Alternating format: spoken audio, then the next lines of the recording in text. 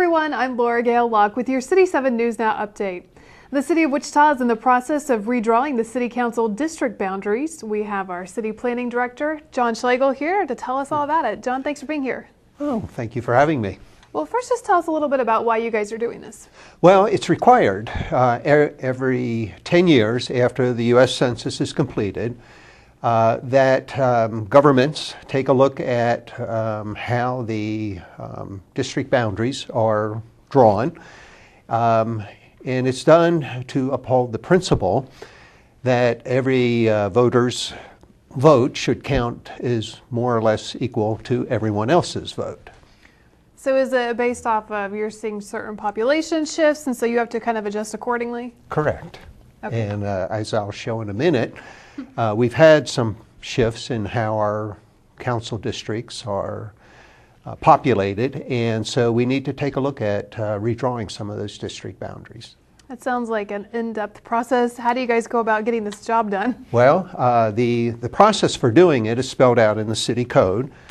And the first step is for the city council to appoint a commission of electors, which they have done. In July, they appointed one elector from each of the 6 council districts, plus the mayor appointed an elector as well. So there's a 7-member commission of electors that will it has already started its work on drafting some new district boundaries, and they'll make their recommendations then to the city council at some future date.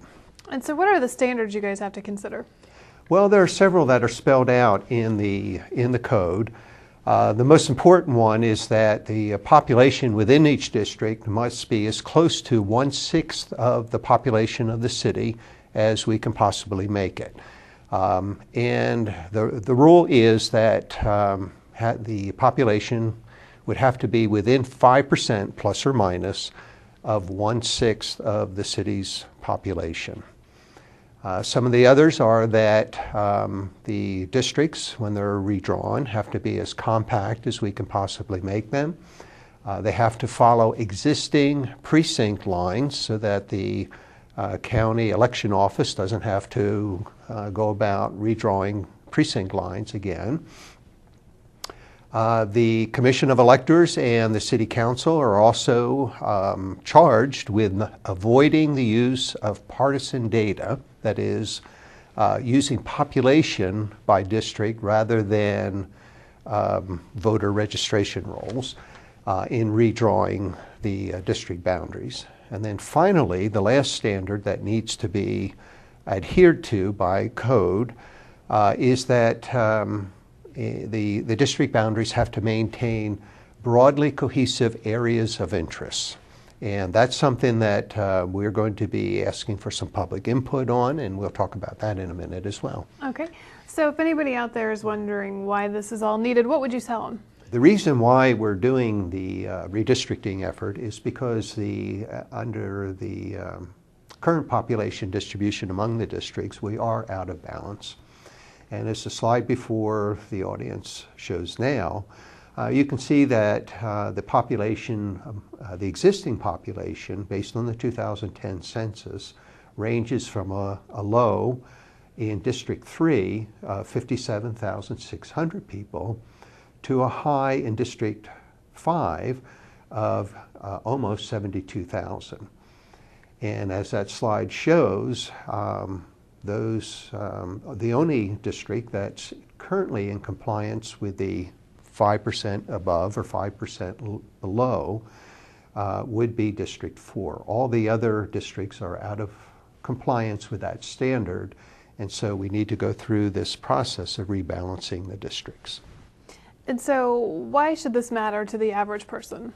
Well, because voters should be concerned about whether or not their vote counts as much as the vote of their neighbor in the next district over.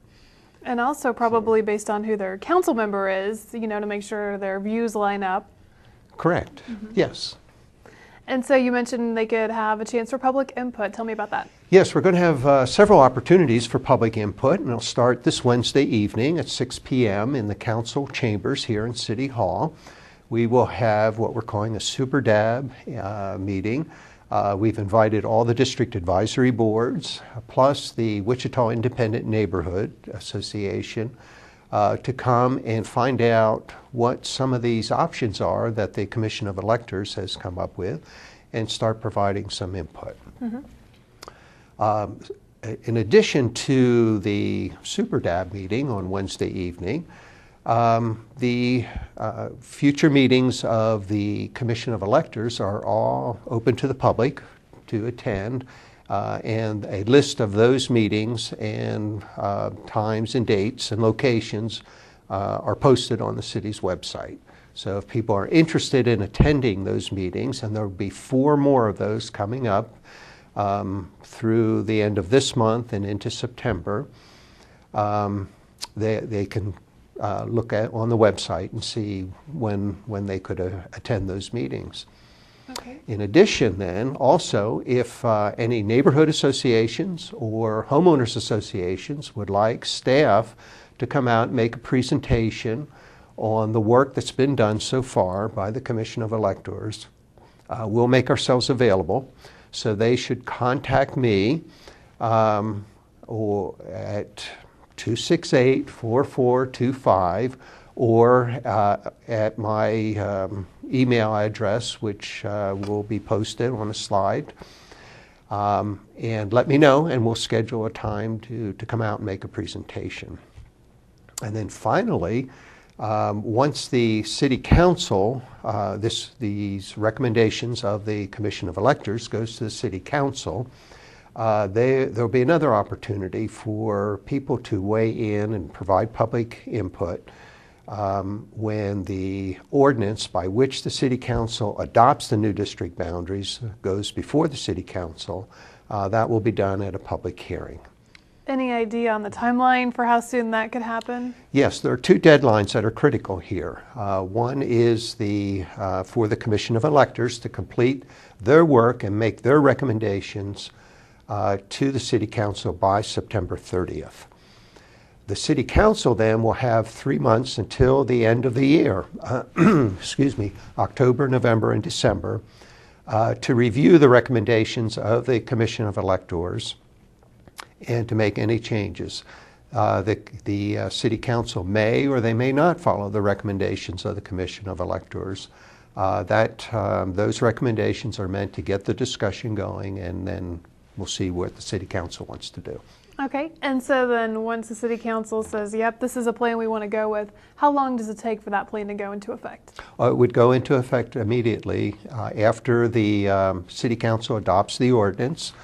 Adopting the new district boundaries, then we would immediately notify the county election office, and then they would get prepared for the primary elections coming up in the spring. Okay, and so if people want to learn more, they should do what? They can go to the city's website. We have information on the website about this, or they can contact me directly. Okay, thanks so much, John. Oh, you're welcome, Laura Gale. And thank you for watching this City 7 NewsNow update.